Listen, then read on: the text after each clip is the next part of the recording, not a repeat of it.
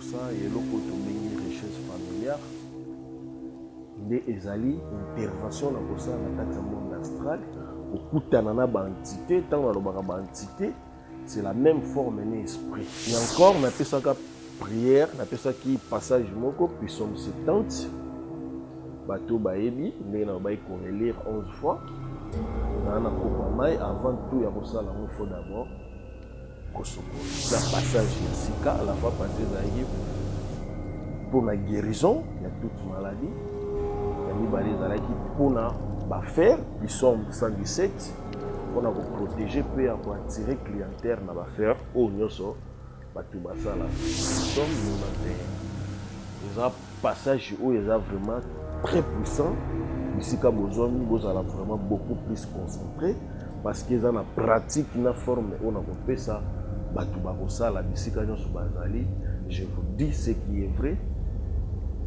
bato bakokangwa pesi passage ya lelo puis somme 91 korelire yango pendant 3 fois ya pamba salamaka lolenge nini ezali na mwa pratique moko nayebi ke bato vraiment babengaka yango beaucoup plus bonganga spiritualité parce que spiritualité ki bonganga ki pasteur ki magicien nyonso ezali ka branche moko eloko nini ekomisango branche moko parce que mutu oyo akoki kobengama homme spirituel tozala na capacité ya déplacement d'esprit ndenge nalobaki la fois passée voyage kosala voyage astral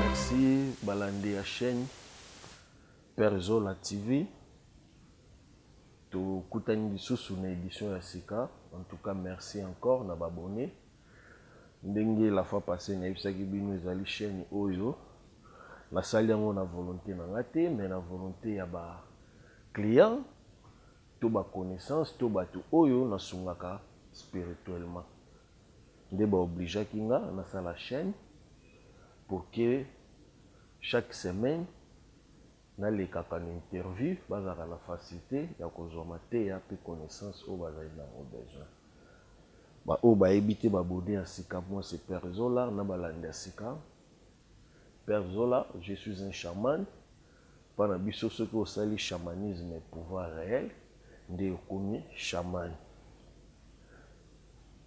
bose abonné beaucoup vraiment parce que eza chaîne na bino yango nde bosengaki parce que bolobi koleka-leka na bachaîne ebele ezali malamu te nde esengelaki nasala chaîne oyo ya ngai moko ezali recommandation na baclient yango aussi nafongoli mpona mateya toye na deuxième édition ya sika message namemi lelo pardon mpona baabone ya sika to bato bakolanda sika Père Zola azali chaman nasali chamanisme et pouvoir réel la fois passée nalobaki malamu ntango nasilisaki petit séminaire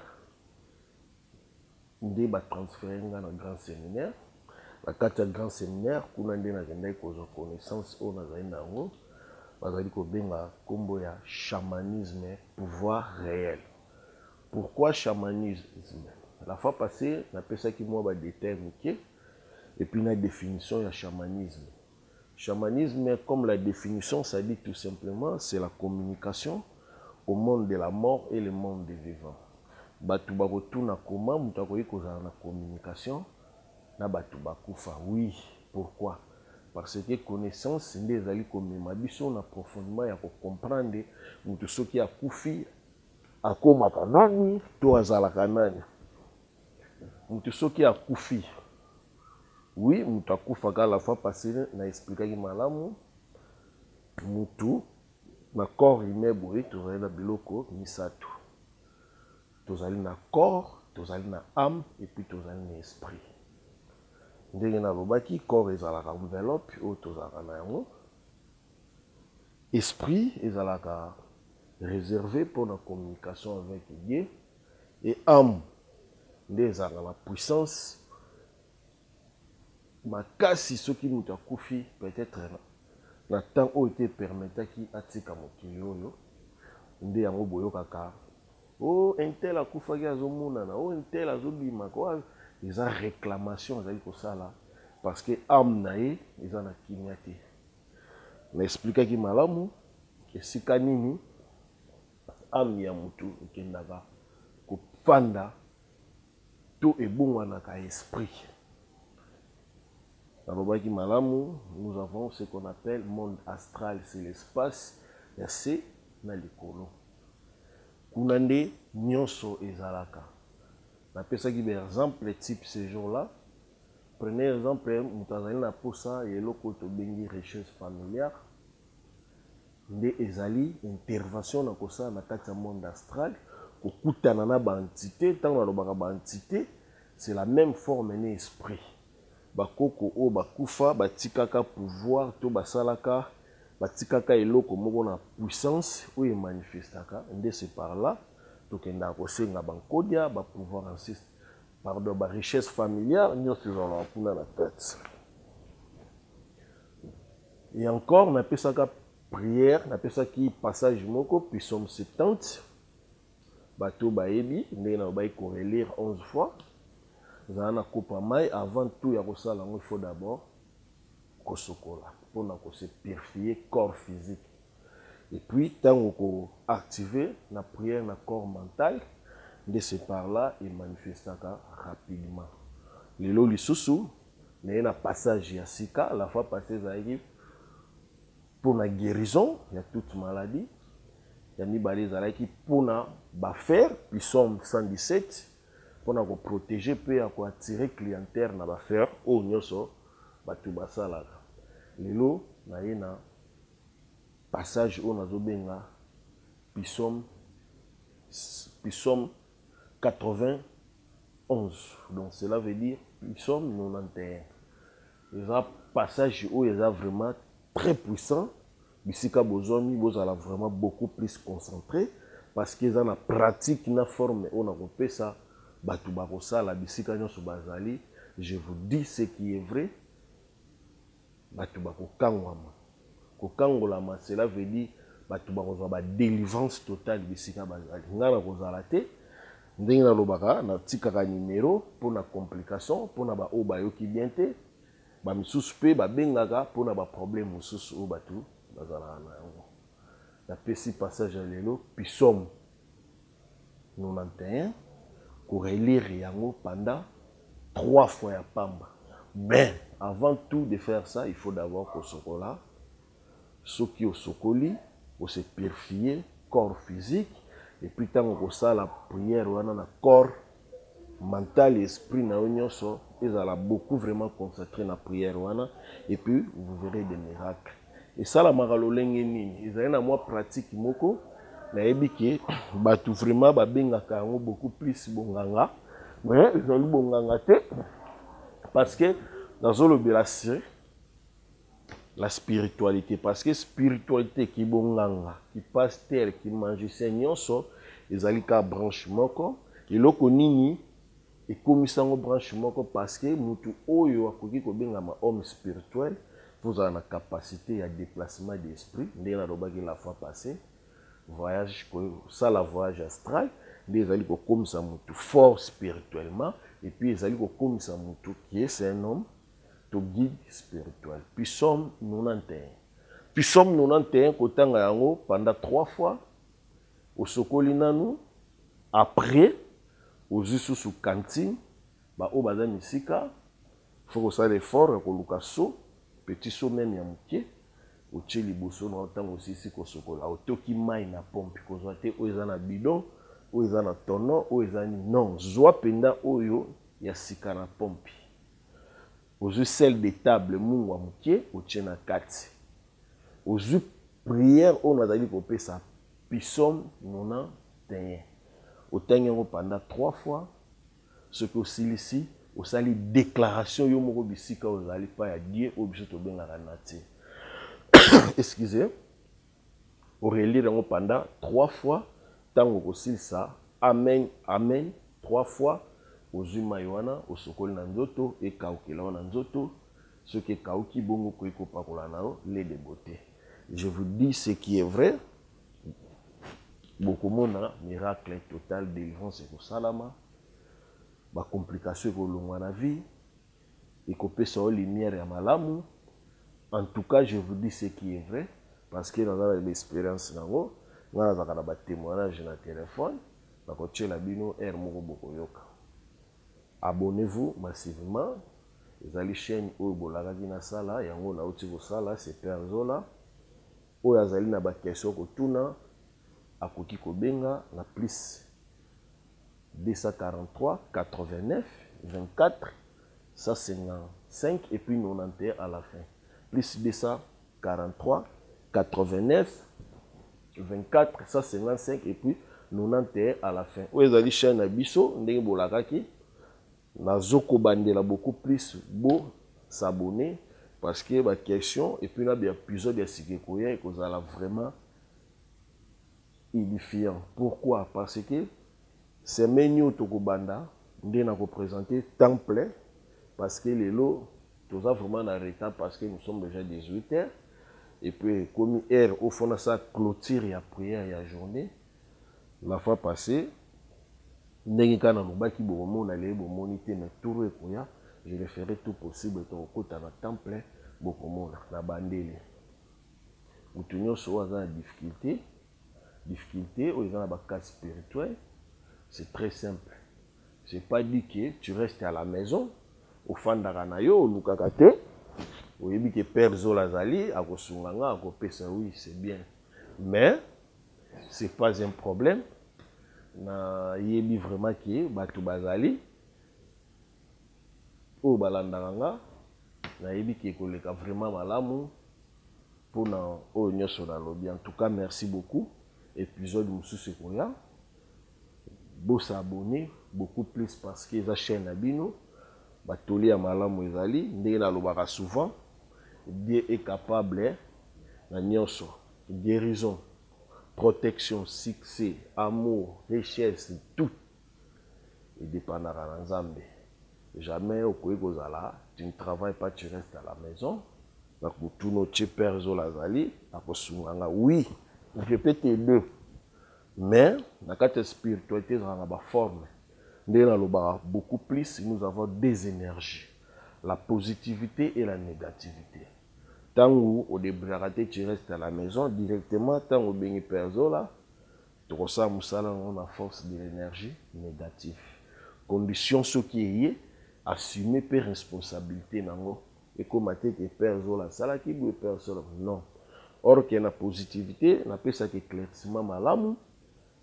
Ils ont la facilité aux oignons aux nango pour ça. Tu peux même enrichir au comme un niveau aux ali. La force, il y a divinité, il y a puissance, il y a temple chamanisme, mais l'esprit va repérer ça. Mais c'est une pratique, une condition, pour un problème un jour. Parce que la carte de négativité, il y a des conséquences. Merci, vous abonnez vraiment massivement. J'espère que c'est mieux que vous banda, na recote de émission Mibale. Moi, on a relaxé temple, comment ça fonctionne. Et puis moi on a dit que batu bazo attendre beaucoup plus na ba démonstration batu basala. Or la démonstration na lo ba ngo bien ils ont ba jeune ebele bozo benga ba magicien bozo contacter baza batu oyo balekaka epa ya Père Zola pesa ka bango ba démonstration bazo sala na ba télévision partout par là bazo benga ba mystérieux. Mais or ce ko yena problème au soumettre à résoudre ngo et comme cas difficile. Parce qu'il y a la connaissance. La connaissance est que comme ça fort spirituellement pour nous gérer et puis pour nous résoudre les problèmes. Merci beaucoup. La langage met fois. Le monde mais la mort est plus forte de nous.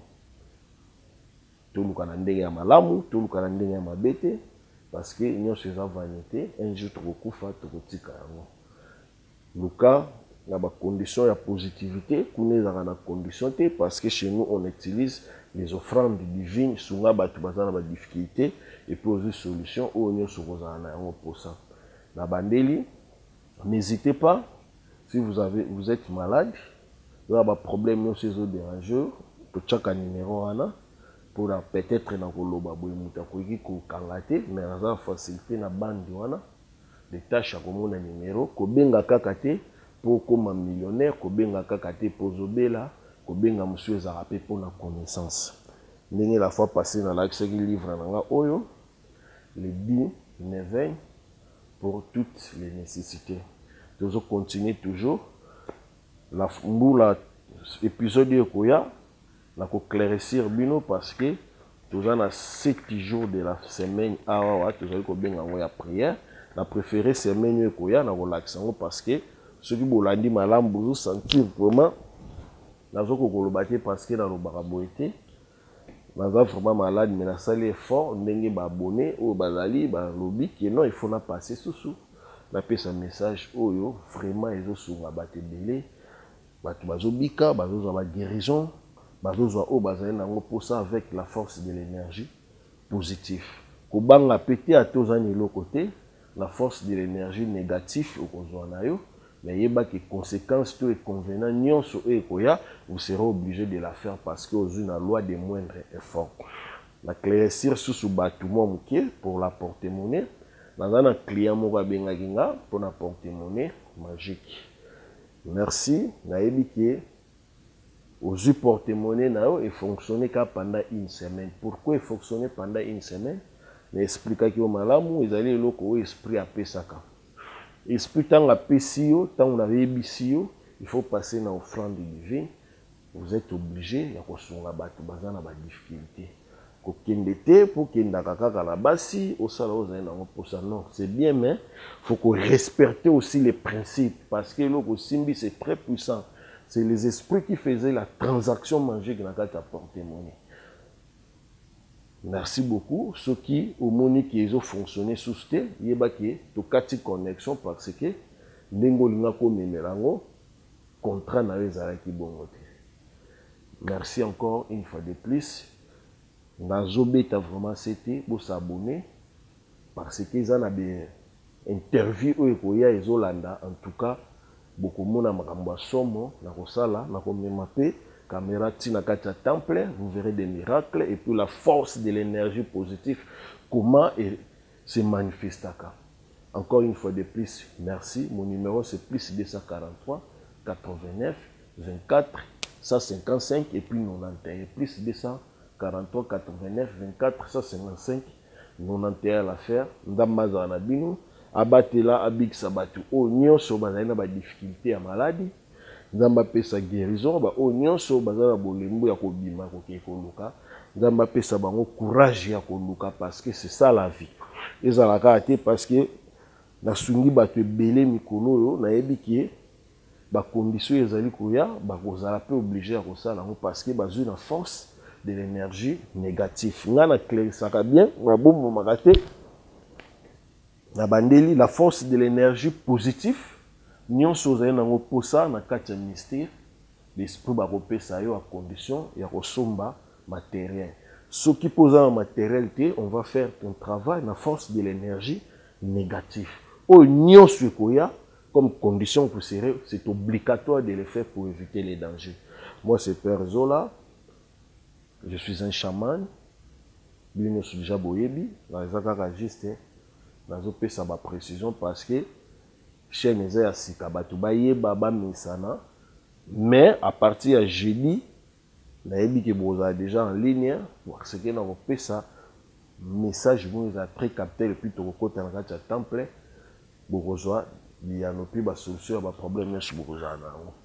Merci nde nalobaki nga nazalaka susu na matadi te pour le moment shu ya mbanza ngungu ndenge boyebi naza mpona kobandi ya formation ya bana oyo nazali kopesa initiation ya chamanisme pouvoir réel le vrai magie bolanda te nde nalati boye je suis pas abbé bien sûr nalingai nakende na balignement na un jour nazala abbé mais connaissance oyo nazwaki nde permetaki susu te na continue nakoma chaman j'ai fait la chamanisme pouvoir réel d'origine nango ezali na Serbie du Nord bato bayebi en tout cas merci beaucoup à la prochaine fois merci.